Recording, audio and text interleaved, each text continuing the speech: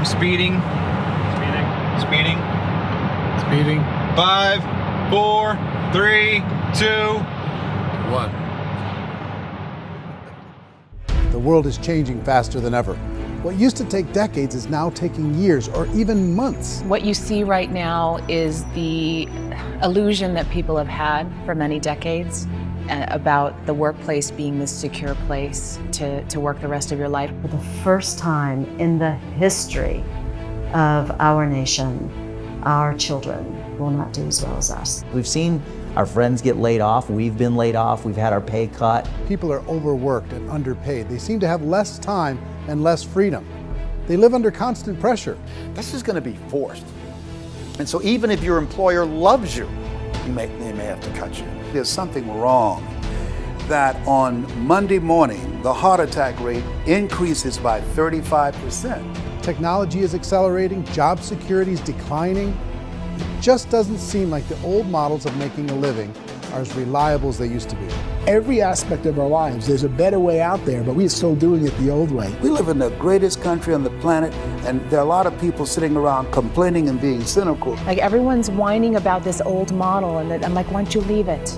Look at all this over here. Look at all this opportunity. Since so much of our lives revolve around our work and the way we make our living, many people are thinking there just has to be a better way.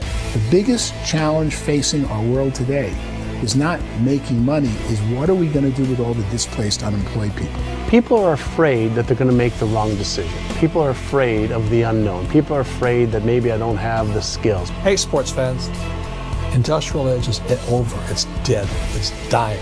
That's why going to school to get a job is an obsolete idea. A steady paycheck is an industrial age idea.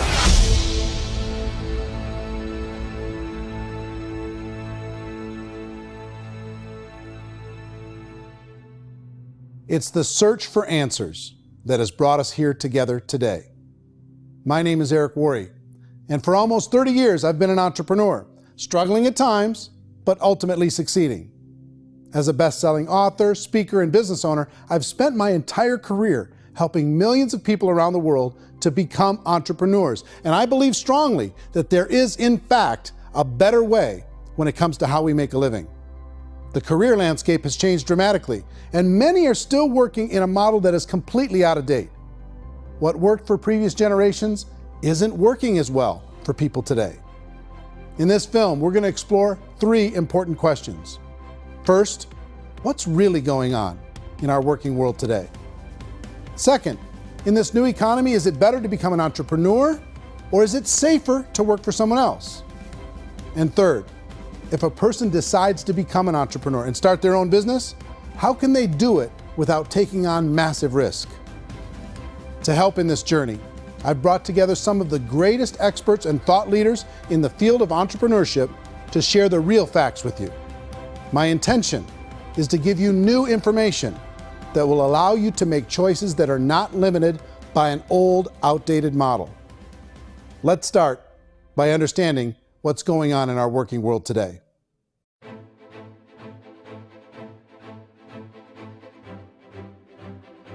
Let's look at unemployment. 30–40% of the people are honestly not working, but would be working.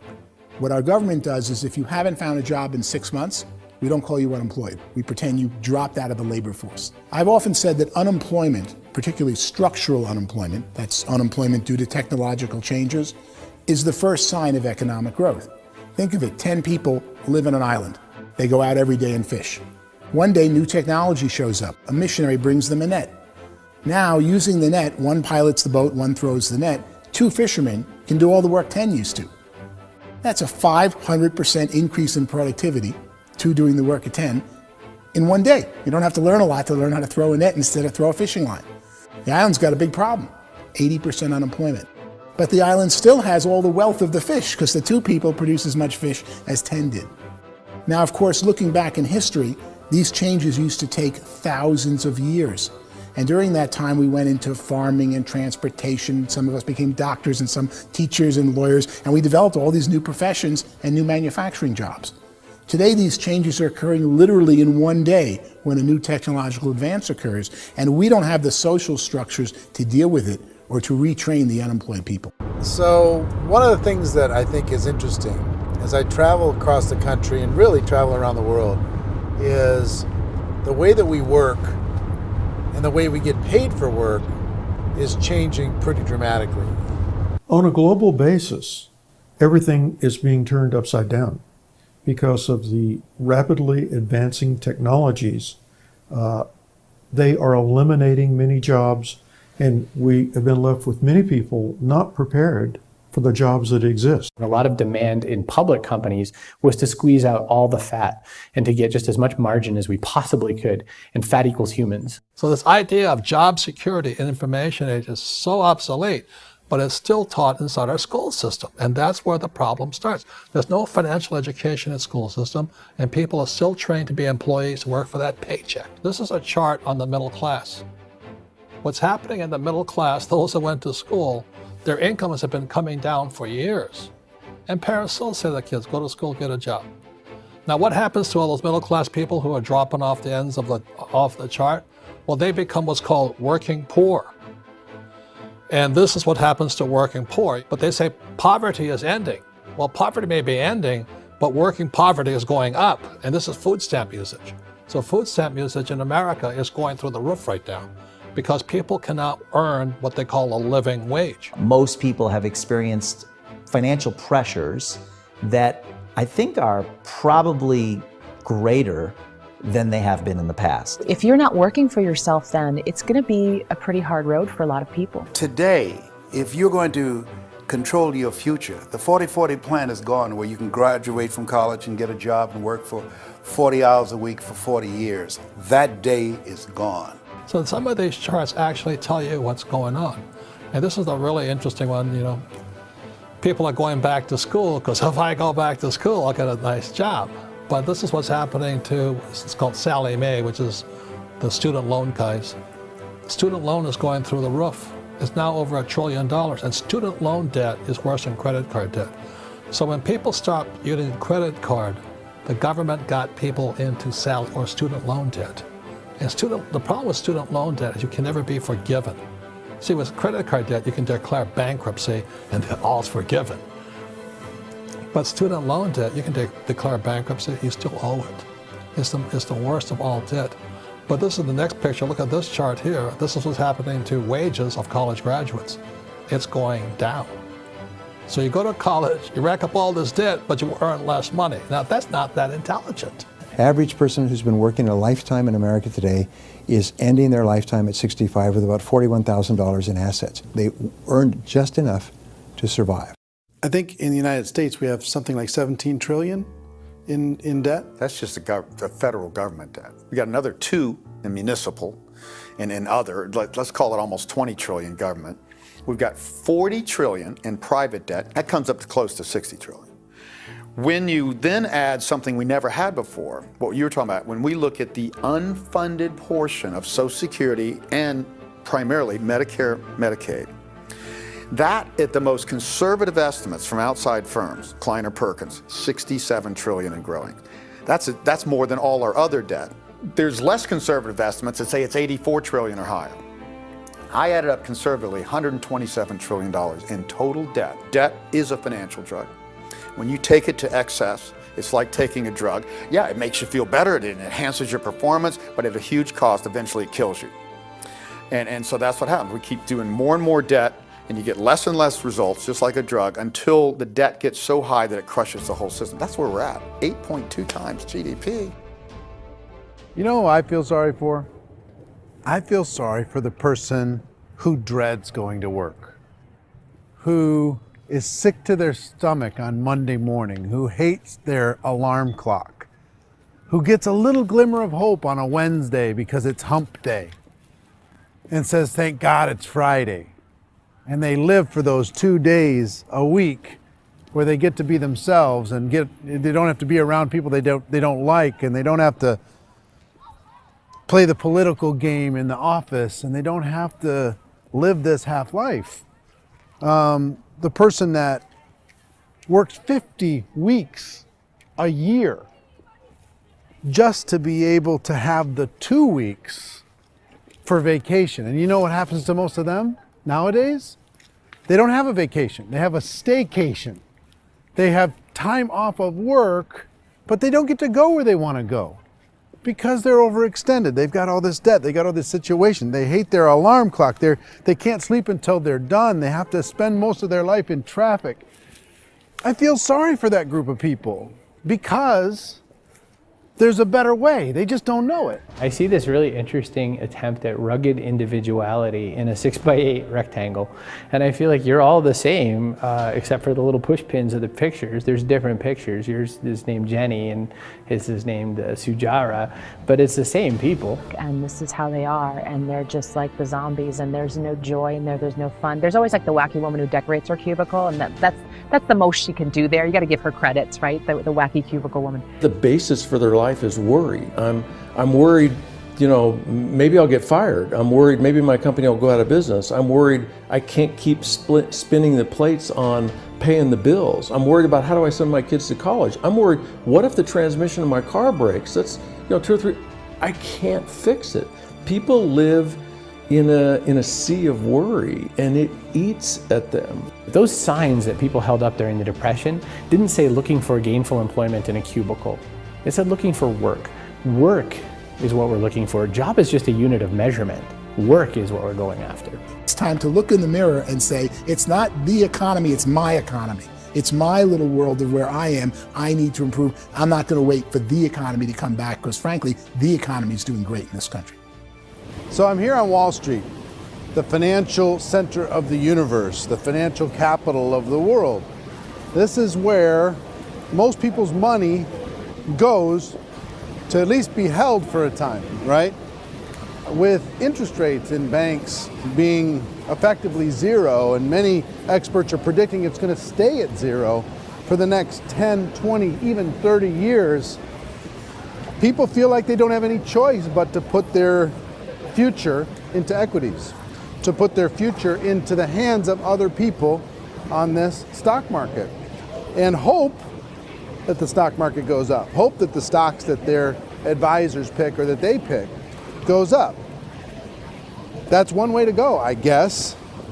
It's my personal belief that if you put your future into the hands of yourself, in other words, you have earning power by yourself, I think you're a better investment than these guys. I think you controlling your future is a better option than handing over your retirement to these guys. The average household income in the United States is approximately $50,000 a year, what they call the middle class. To reach the top 25% of income earners, you need to earn at least $90,000 a year.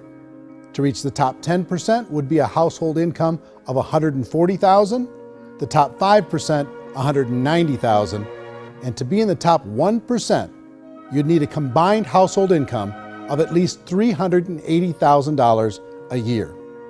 So here's the question. What do you think would give you the best chance to move up and get to the top 10%, the top 5%, the top 1% or beyond? In my opinion, and in the opinion of many, many experts, the answer is to become an entrepreneur, to become your own boss. I think you have to be a business owner. I can't, the only time I ever say to someone it'd be great to be an employee is when they've already told me they've surrendered. I only tell people who are wounded spiritually that they should be an employee. And it's that feeling that you get when you pick up the backpack off the little Cub Scout and say, "Don't worry, little guy, we'll get you back to the camp."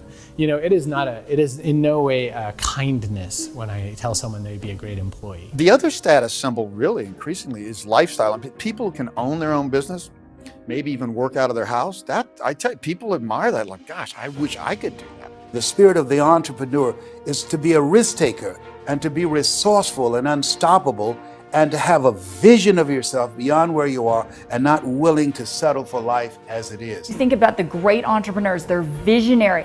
They have heart. They're willing to do today what others won't so they can do tomorrow what others can't. Personally, I don't think of the new economy, the old economy. I create my own economy. The entrepreneur's in control. I decide what the economy is going to be like. In the world of entrepreneurship, there are no limits. you can make as much as you want, depending on how much you want to work and how smart you are and how great a team you put together. There's no more lifetime rewarding business than being an entrepreneur. Why in America, where anyone could be anything, would people want to give up their freedom and become effectively a modern-day slave, told shut up and be here every morning at 7:30, leave at 5:30, and do what I tell you? If people decide to become an entrepreneur and work for themselves, they have some traditional options, but they're riskier than you might think. Any kind of a retail business, retail build-outs is extremely expensive. Even just these small little yogurt stores where they're putting little yogurt machines and you get all the different flavors, you're spending $200,000, $300,000, $400,000 to open a yogurt shop. I would love to buy a Dunkin' Donuts, but it's $500,000 or so to start. I don't quite have that just in case money. Risk you can lose it all, and most guys do 2 or 3 times, and even big guys like Branson, because I'm such a fan of his, half his companies don't work. If you make $1 million, your problems are going to go. If you make $1 billion, your problems are really going to go. Just the opposite. You and I know when you're making $1 million, you got $1 million responsibilities. You make $1 billion, you got 1,000 times $1 million responsibilities. And most people say, I'd love to be my own boss. 70% of Americans would love to be their own boss, according to recent polls. But they don't know how to get there. Because what are you going to do? One, you could buy an existing business. If somebody's selling an existing business, you have to ask why. Usually because it's probably hard. It's probably not making as much money as they hope. 2, they could buy a franchise, a little less risk, proven system, but it's expensive to be able to do that. 3, they could start something from scratch. And that's where a lot of people feel like, I don't have the chops to do it. I don't have the money. I don't have the product idea. I don't have the expertise. I don't have whatever it's going to take to be able to get there, and I can't risk my family to do it. So, 4th, they could become an investor. A lot of people in this town invest to try and figure out a way, but you got to be pretty smart with that game too, right? Venture capitalists, who are the very best and most sophisticated in investing in new breakthrough businesses, make it on 1 out of 11. That means 10 out of 11 are mediocre or fail. Most of them fail. That's the risk there. An angel investor is lucky to get 1 out of 15 or 20. A business is a team sport. Like, I have to have accountants, I have to have engineers, I have to have system designers, I have to have sales, marketing, I have to have accounting, I have to have mission statements, I have to have legal and all that. The average Joe Schmo, even me, I go out there, I don't have the skills to put a business together. I think the bottom line for the 4 traditional options is they take money, sometimes a lot of it. They take expertise, and they take time. All of that adds up to just too much risk for most people. I bought a business from somebody else and it was a lot of work. And you start wondering, what did I just buy? Because I guess ultimately I own your email list and I just overpaid for it. People that start their own business, they spend a lot of money, they spend a lot of time, a lot of effort to get things started. And the more you invest on the upfront, the harder you typically work at it. I can tell you what the success rate is of a restaurant. What is it? They're crazy enough. About 90% of them fail. About 90%, in how quickly? Year or less. Wow. And if we're talking non-franchise, we're talking franchise, Sure. That's totally different. Yeah. But our students aren't getting franchise restaurants. You got to invest the big money. Exactly. And with someone like McDonald's, you've had to work with the company for a long period of time, really know the You even have a business. chance at investing $1 You million. have a chance, and it's a slim chance. What if there was a way that you had all the proven aspects, the comfort aspects, and you could still control your own life? What if there was both? In other words, you didn't have to create everything from scratch. You didn't have to be a super leader. All you had to do, what if there was a proven product already? You didn't have to create the product. And there's a proven system already, proven training already. Everything except an employer. That was the only thing that you didn't have. Do you think more people would be open to working for themselves in that environment?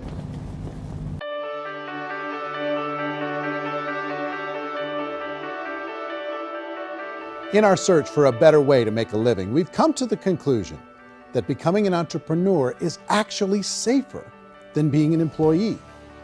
And through our look at the entrepreneurial options, one particular path kept coming up from expert after expert. And I think most people will find it surprising because it's certainly a non-traditional business model. That model is for people to start their own business and become an entrepreneur through the creation of a network marketing business.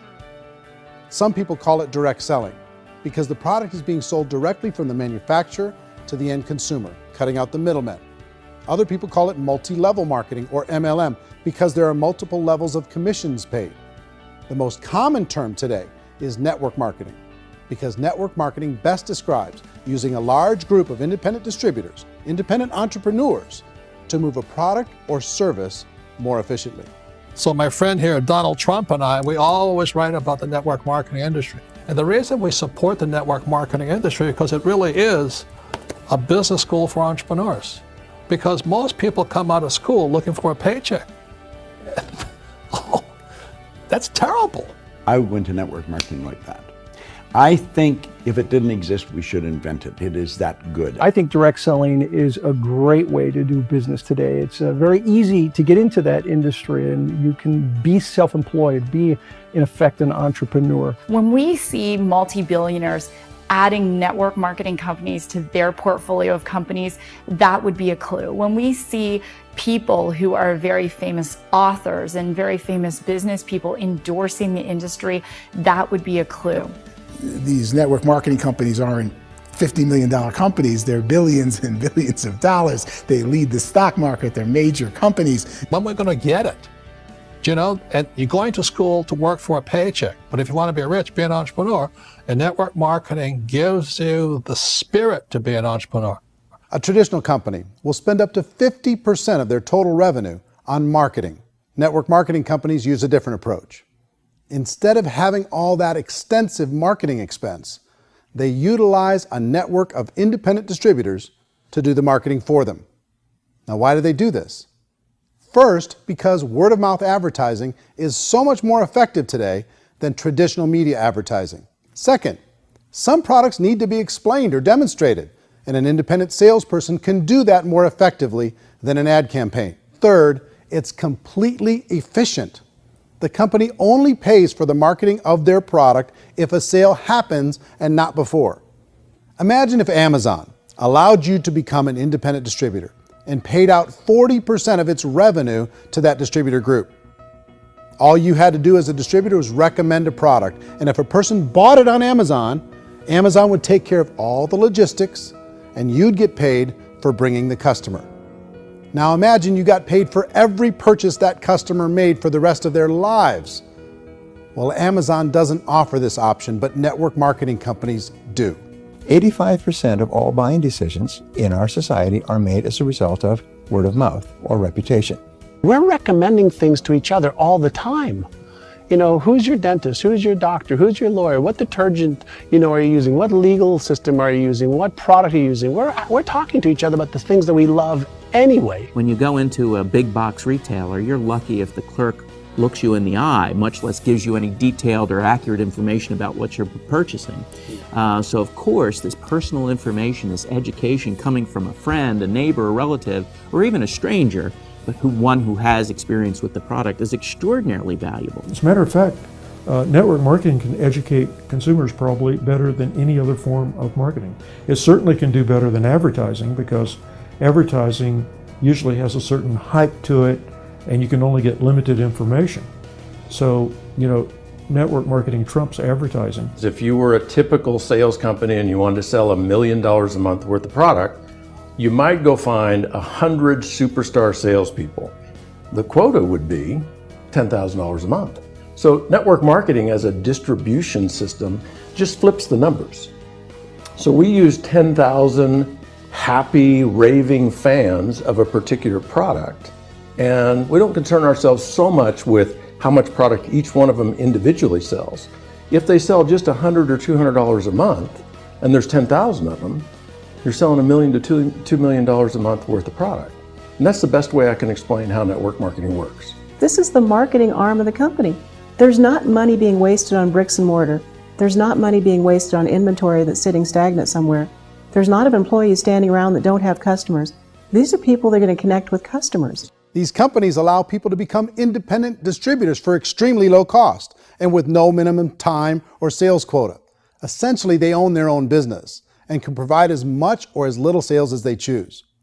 In other words, the distributor gets all the benefits of traditional business ownership without the risk. The advantage of network marketing is the ease of entry, the low risk, and the low startup cost, because almost everything else has very high risk. You can get in for a minimal investment. You're buying into a system that's already been proven, products or services that have been proven to work. The keys to network marketing is providing an opportunity for the masses to get involved, providing an opportunity for the average person who doesn't have the resources to start their own business.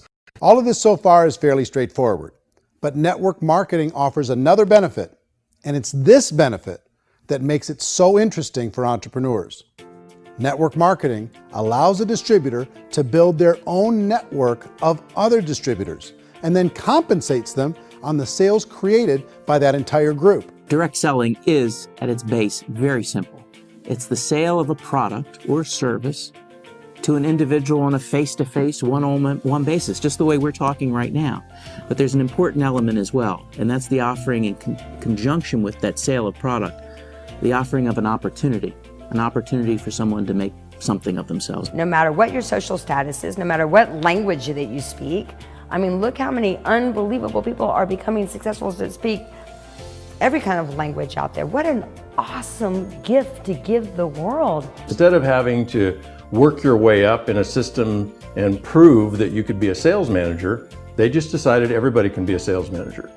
Everybody gets to build a sales team from day one. And so what that brought into the system of growth as a direct selling company is the concept of compounding or geometric progression. Because now you can actually grow a sales force very quickly because everybody is enrolling people in their own sales force. People who are like, oh, this is weird, I'm building a sales team, or what do you think you do at a regular company? How do you think a regular company works? Network marketing is the only industry that doesn't say your past determines your future. It looks at your past and says, okay, now what can we train you to do so you can have a great future? Every other employer out there wants to exploit you for what you already know, not teach you something new. Network marketing has a potential to save the United States and the world, because it's going to teach people not to be employees, but to be entrepreneurs.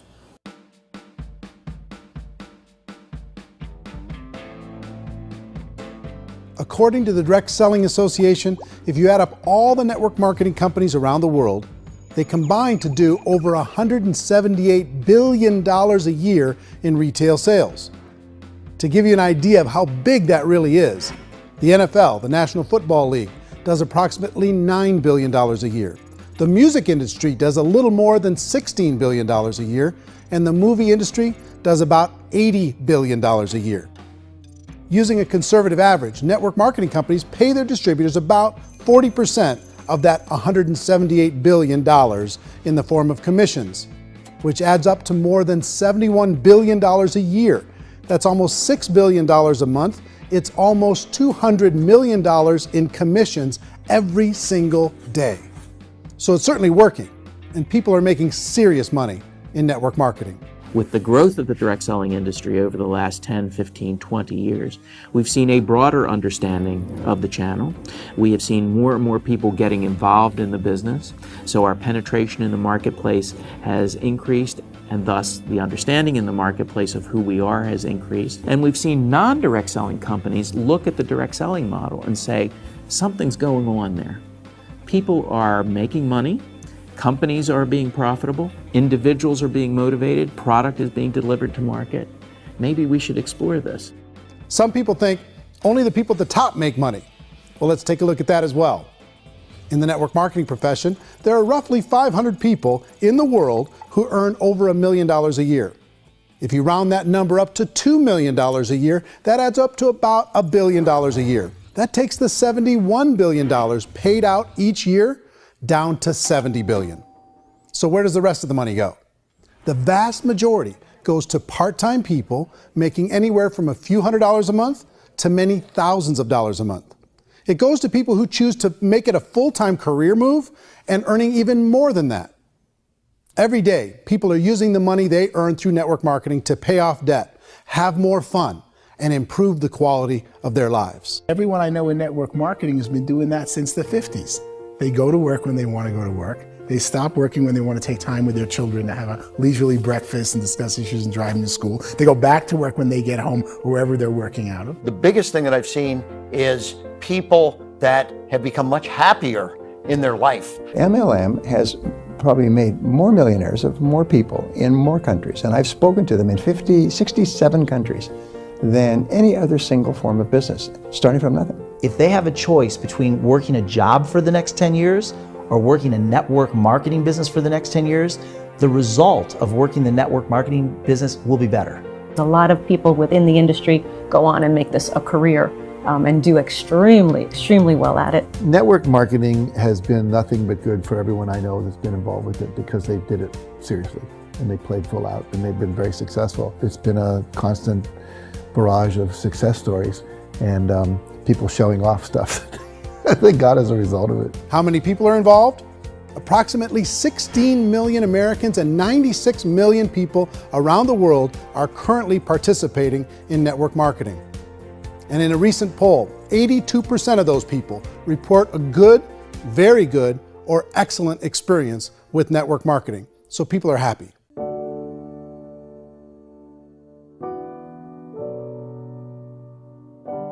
So I've taken a look at the network marketing profession and really tried to understand why so many people are confused as to the validity of this as a business. One is this pyramid shape. People get really messed up with this pyramid. Oh, it's one of those pyramid things. So I just think there are a lot of haters out there who really don't understand the industry and say, oh, it's a get-rich-quick scheme. It's a pyramid. Well, corporate America is a pyramid scheme. You know what I mean? It goes like this. You have thousands of MBAs, let's say working for Ford or General Motors or Coca-Cola. If all these MBAs are all trying to get to here, that's a pyramid. Only one guy's going to make it. Every 10 years, one's going to make it. Whereas you look at network marketing, it's like this. So you're here, and your job is to develop other CEOs coming up behind you. So it's an inverse pyramid. In network marketing, it's a very simple concept. If you sell product, you get paid. It is paid based on production. There is no first mover's advantage. There is no investment component where the more somebody spends, the more they're entitled to make. So the two are polar opposites of each other. It doesn't matter what shape the company is or the compensation plan is shaped, whether it's a circle or a pyramid or a triangle or a trapezoid, it doesn't matter. If compensation is coming primarily from recruitment, then you've got a problem. On the other hand, if an operation is basing their compensation to participants on the basis of sales, even when those sales are generated by people you've recruited, well, then you're a perfectly legitimate enterprise. That's the legal test, it's the practical test. Another issue that's been true in the past that is no longer true now is people used to be in network marketing loaded up with products that they couldn't sell and they ended up a loser. They ended up with a bunch of product in their garage, they ended up with a bunch of products sitting in their kitchen shelves or whatever, and they thought they could sell it and then they weren't willing to or able to sell it and they ended up with a bunch of stuff and they were bitter about it. There was this thing called front loading where you had to buy if you bought $25,000 worth of product, you got better commissions and all this. Today, it's almost all done by computer. It's direct mail, comes from a warehouse somewhere else. You don't have to have all this inventory. You don't have to stock up. It's a paperless world now. Most of it's done online. You have a back office. It really works. And I mean, the technology has changed everything. Third issue is people start talking about 99% of people in network marketing don't make any money. Well, we've talked about that over the course of this journey together. Almost $200 million a day is being paid out to network marketing distributors around the world. The naysayers, the people who say that it doesn't work, are usually the ones who just don't know how to make it work for themselves. And so they're giving you an opinion, and I tell people, don't confuse people's opinions with expertise, because opinions are free. And don't confuse sincerity with the truth, because people can be sincerely wrong. But here's the reality inside of network marketing. The vast majority of people that get involved in network marketing just become customers, and they get involved to be able to purchase product at a lower price. If you take Costco as an example, if a person goes into Costco and gets a membership to Costco so they can get a lower price on the product, we don't call that person a loser because they have a bunch of product that they walked out with with a smile on their face. Yet when some people want to take a look at network marketing, they say, well, those people, they're just using the product and they aren't earning an income, so they must be a loser. They're not a loser, they're a happy customer. That's the vast majority of people that are involved in network marketing. Now, a smaller percentage of those people decide to go build a business. They earn $300 a month, $500 a month, $1,000, $2,000. That's the bulk of earnings in network marketing. And then there's the few that really decide to take it serious, really decide to build a large network, really work to make that network very, very productive. And those people make huge amounts of money and there's no cap. What I do as an outside economist, just somebody looking at this industry like any other industry I speak in and say, look, what's the realities of this? 1% do incredibly well. 10% generate some additional income at pretty low risk and effort. That's not, and 90% of people roughly end up customers. One thing that I think is real when it comes to people's perceptions about network marketing is people put this, and distributors, I think, involved in network marketing have some responsibility for this. They have sometimes unrealistic claims about the product or about the income. Most people who become distributors, they want the money, they want to be successful, but they don't have the skills. They don't know what to do. And when people don't know what to do and they're in a new business, they're scared. And when they're scared, they panic and desperation kind of sets in. So they think everyone they talk to has to get in. So if I talk to you and you say, well, no, I don't have time to do that, they're like, no, I need you. You have to do this or I won't be successful. So I start clawing on you. I start that desperation. So then I start making claims about the product, which are not appropriate, probably not even true. Or I start saying, oh, let me show you how you can make all this money and you don't have to do anything, Eric. And so you just totally misrepresent the opportunity, and you're clingy with people because you think you need everybody to be successful, and you don't. You know, one of the messages that I try to deliver most forcefully to companies as well as salespeople in direct selling is that you don't have to overpromise. The reality is in network marketing, there's a lot of hard work involved. There's a lot of effort. You're going to have to develop yourself. It's a business like anything else. It's going to take some time, but in my opinion, it's better.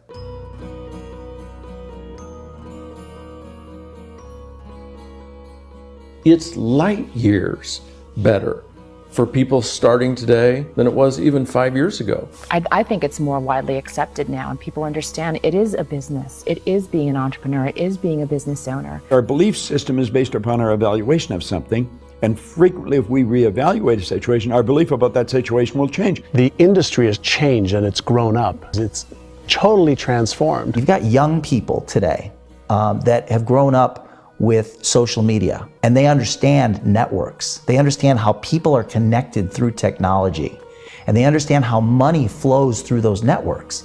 So when they see network marketing, they don't see it the way their parents saw it. And we've all learned, the larger industry that you represent, has all learned from those mistakes and flaws and errors that have happened early on. Early algorithms didn't work the right way.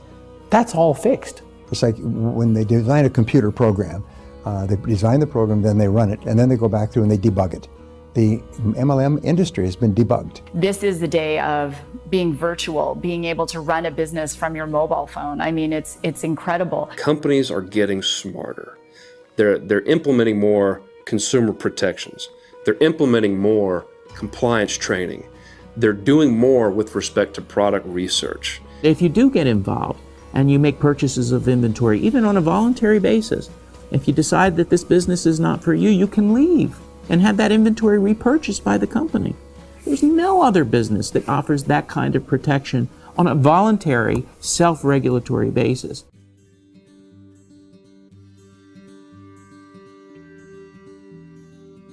If you decide to look further into a network marketing business in order to generate more cash flow for your family, I would recommend reviewing the following 4 elements.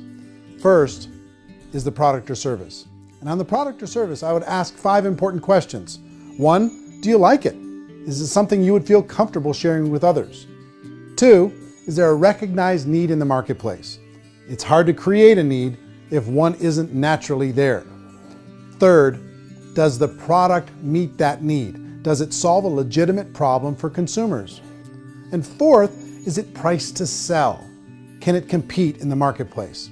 And fifth, is it priced for profit? Is there enough margin for the company and the distributor to be able to generate income for the long term? If you can answer the questions on the product to your satisfaction, the next element to consider is the company itself. Is it well run? Do you believe in the founders or the management team? Do you feel they have what it takes to go all the way? See, it doesn't matter how good the product is if the management can't take care of the company. Good management can change with the times. They can handle adversity. They can make good decisions. Make sure you choose a company that can serve you for a long time. The third element to consider is the compensation plan. And with that, there are three important things to look at. First, a brand new person needs to be able to generate some money fairly quickly. It may be an obvious reason, but you can probably imagine the ripple effect of a distributor getting involved and having even a small victory fast. That can only help with the overall success of the organization. Second, a person should be able to develop a moderate part-time income in a reasonable period of time. As they develop their network and as their sales grow, they should be able to enjoy more benefits. And third, for the people who are really serious, for those who decide to really go pro in the network marketing profession, there should be the possibility to make a serious full-time income if they work hard and are committed to developing their skills. If you're comfortable with the product, the company, and the compensation plan, the last thing you should look at is the support that will be made available to you. Does the company have a website? Does it have a solid online reporting tool? Do they have comprehensive training available? Do they host events to help you build your business?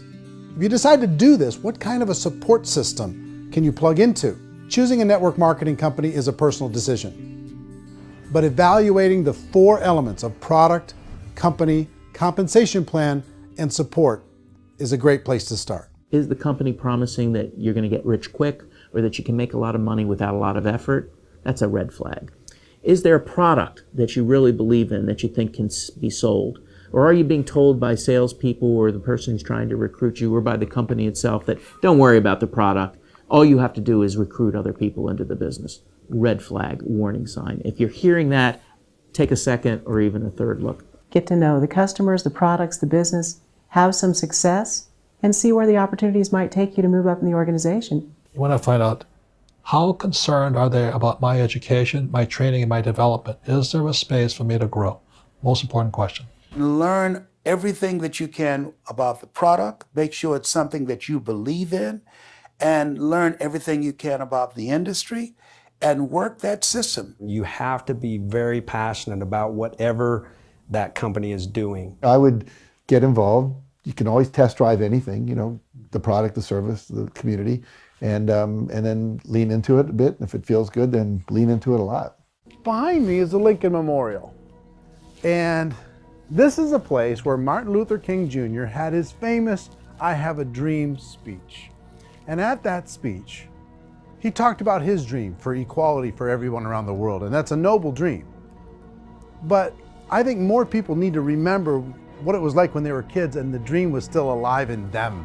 Before it got beaten out of them by reality, by this paycheck, by these responsibilities, and by having to live for this job to pay the bills. I think people need to remember that, go back to that.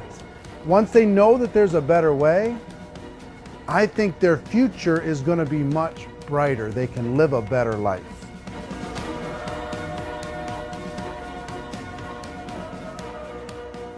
So if you're considering getting involved in a network marketing company, let me offer you just a few pieces of advice. First, network marketing isn't perfect. It's emotional, it's challenging. Like any entrepreneurial venture, it can have its up days and its down days. But if you have an entrepreneurial bone in your body, it's just better. Second, if you're gonna do it, decide to be professional. Decide to go pro. It's better to do that than just be this amateur sticking your toe in the water. Third, as any professional, you're gonna have to learn some new skills. And I promise you, inside of the network marketing profession, they're not too difficult to learn. Fourth, like anything worthwhile, it's gonna take some time. Don't expect that you're going to get to the finish line right out of the gate. And fifth, it's worth it. It's worth it to be able to take charge of your life again. It's worth it to be able to control your own financial situation. It's worth it for the people you're going to be able to spend time with. It's worth it for the things you're going to be able to see and the experiences you're going to be able to experience. It's worth it for the causes you're going to be able to contribute to, the lives you're going to be able to touch, the customers you're going to be able to help, the friendships you're going to be able to develop. I promise you, it's worth it. Remember, most people are searching for answers just like you are. But I do have to tell you the catch to network marketing. If there is a catch, if you want to understand this from an emotional point of view, people say, well, it sounds too good to be true. It's not, it's hard work. But here's the catch.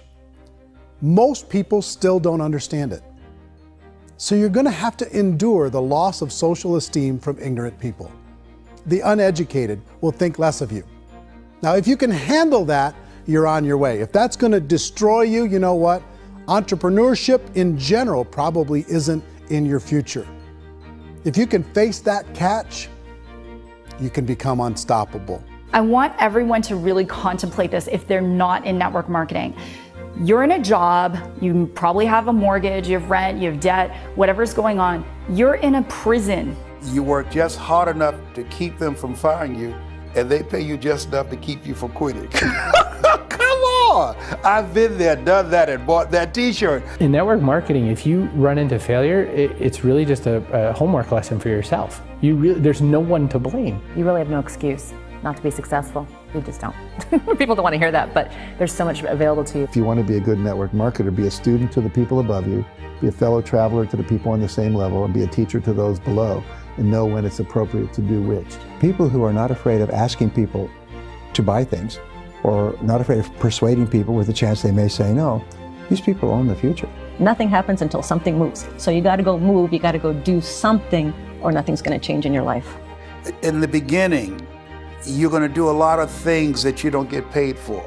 But as you go down the road, you get paid for a lot of things that you don't do. And your job is rehabilitate the spirit, the entrepreneur spirit in all of us. You give it back. Either give it a strong yes or a strong no, but no wishy-washy, dilly-dally stuff in the middle.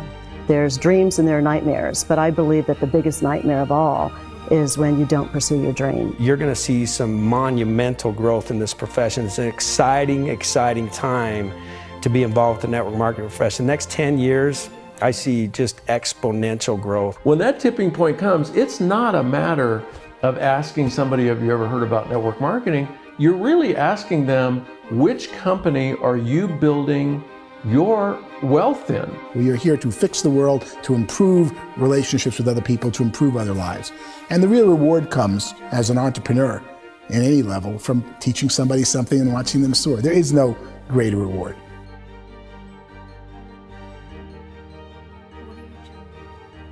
Life's too short to spend it living someone else's dream instead of your own. It's too short to spend it living at a fraction of your potential. Can being an entrepreneur be a challenge at times? Sure. But here's what you get in exchange. It can be yours. Something that you built, something that you created, something that you made happen. This balloon represents your dream. It represents entrepreneurship. My wish for all of you is that you would reach out and grab it. The choice is up to you.